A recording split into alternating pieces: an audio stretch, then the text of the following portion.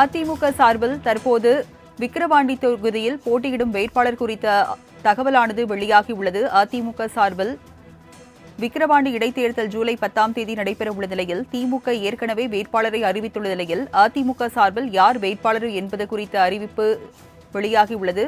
முத்தமிழ்ச்செல்வன் போட்டியிடுவார் என்ற ஒரு தகவலானது தற்போது வெளியாகியுள்ளது. அதனை அண்மை செய்தியாக பார்க்கிறோம். விவரங்களை செய்தியாளர் ராஜேஷ் வழங்க கேட்கலாம். ராஜேஷ், திமுக தரப்பில் வேட்பாளர் அறிவிக்கப்பட்டிருக்கிறது. அதிமுக தரப்பில் விக்கிரவாண்டி இடைத்தேர்தலில் யார் போட்டியிட இருக்கிறார்? விக்கிரவாண்டி இடைத்தேர்தல் ஜூலை 10ஆம் தேதி நடைபெற உள்ளது. இந்த தேர்தலில் அதிமுக சார்பில் யார் களமிறங்குவார் என்ற எதிர்பார்ப்பு அதிமுகவினர் மற்றும் பொதுமக்களிடையே எகிரியிருந்த நிலையில் நேற்று விழுப்புரம் மாவட்டத்தில் முன்னாள் அமைச்சர் CV சண்முகம் தலைமையில் நடந்த ஆலோசனை கூட்டத்தில் யாரை களமிறக்கினால் நன்றாக இருக்கும் என்று நிர்வாகிகளோடு அவர் ஆலோசனை நடத்தினார். இறுதியாக அனைவரும் முத்தமிழ் செல்வனை முன்மொழிந்ததாக தகவல் வெளியாகி இருக்கிறது. ஏற்கனவே விக்கிரவாண்டி ஒன்றிய செயலாளர் பன்னீர்செல்வம் மற்றும் முத்தமிழ் செல்வன் இடையே கடும் போட்டி நிலை வந்த நிலையில் அதிமுக தலைமை முத்தமிழ் செல்வனை தேர்ந்தெடுத்துள்ளதாக தகவல் வெளியாகி இருக்கிறது.